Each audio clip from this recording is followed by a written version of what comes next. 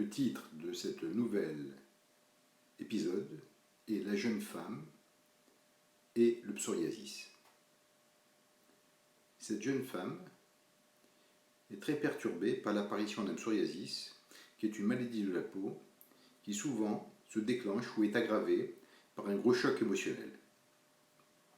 Cela fait 1 an qu'elle en souffre, elle se démange, elle n'en peut plus, elle a eu de nombreux traitements dermatologiques, sans aucun résultat d'après elle.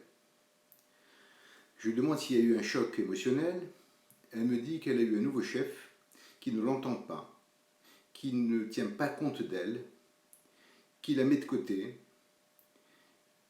qui n'écoute rien de ce qu'elle dit, ni de ce qu'elle fait. Elle a l'impression de ne pas exister, de n'être rien, elle est perdue, et elle pense que c'est cette situation avec le chef qui est à l'origine de son état, et qui a déclenché son psoriasis.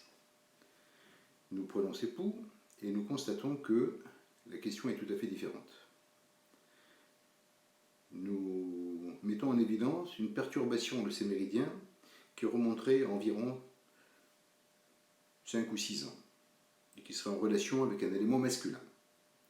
Je lui demande, est-ce qu'il serait arrivé quelque chose de particulier il y a 5 ans et demi, quelque chose de douloureux, quelque chose que vous n'avez pas accepté, quelque chose d'être senti trahi, abandonné, perdu.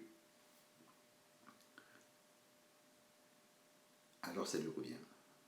Elle me dit qu'elle a perdu son parrain. Et que maintenant que je le dis, son parrain, eh bien, le chef lui ressemble en tout.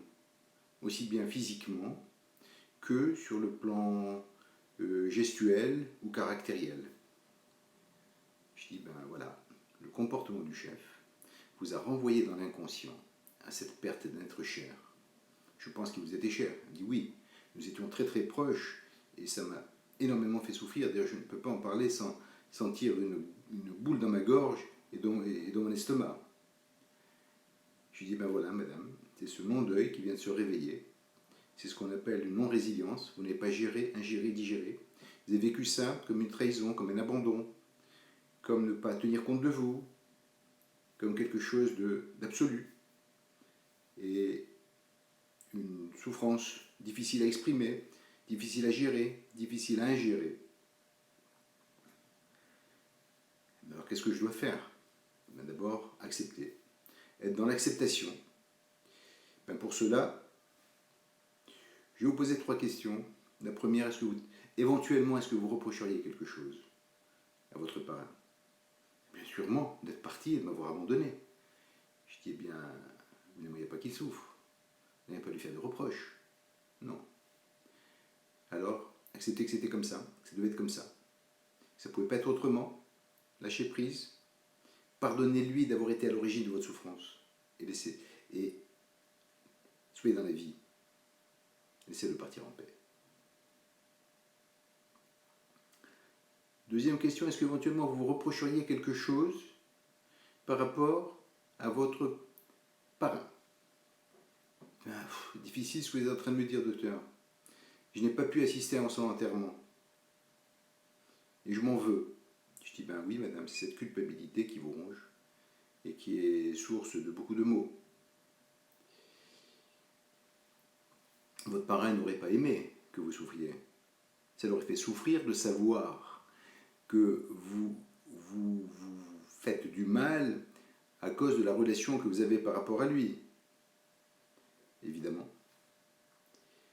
Alors, madame, pour lui, pas pour vous, parce qu'il est difficile de se déculpabiliser. On ne peut pas se déculpabiliser. On peut aller tous les jours chez un prêtre, tous les jours chez un psychiatre, toute sa vie. Je ne crois pas qu'on puisse se déculpabiliser de choses aussi lourdes. La culpabilité, c'est quelque chose de personnel, qui est au niveau de notre ressenti, de nos tripes, de l'animal qui est en nous.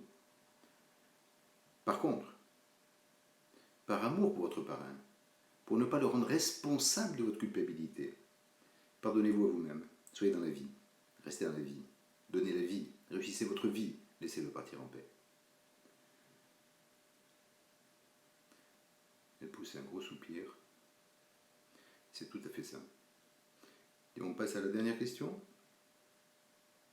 Est-ce qu'éventuellement vous reprocherez quelque chose à quelqu'un vis-à-vis du parrain? Eh bien oui, Il est décédé d'un cancer de l'œsophage. Et je trouve que les médecins, les soignants, n'étaient pas très gentils avec lui. Je dis, madame, ça c'est quelque chose de personnel. C'est votre sensibilité qui vous dit ça. Mais cette sensibilité qui vous amène à cette situation, à cette compréhension des événements, est source de souffrance pour lui. Parce qu'en fait, c'est comme si vous l'accusiez, parce qu'on s'est maltraité, hein, d'être à l'origine d'une souffrance dans cette maltraitance. Pardonnez tout ce qui le concerne, lâchez prise, afin qu'il aille en paix, et que vous soyez en paix. Lâchez prise, beaucoup de choses iront mieux, vos propres mécanismes de défense vont redémarrer, et vont améliorer votre psoriasis, et vos médicaments, vos pommades, vos crèmes, les traitements qu'on vous a donnés vont marcher beaucoup mieux qu'auparavant, alors que quelque part, il y avait comme une diminution de leur efficacité. Pensez à vous, lâchez prise, et vous verrez que beaucoup de choses iront mieux. Si vous êtes intéressé par ces émissions, nous vous conseillons de vous abonner auprès de la chaîne, ce qui permettra de vous envoyer des alertes afin que vous soyez informés de la prochaine série. Merci de votre écoute.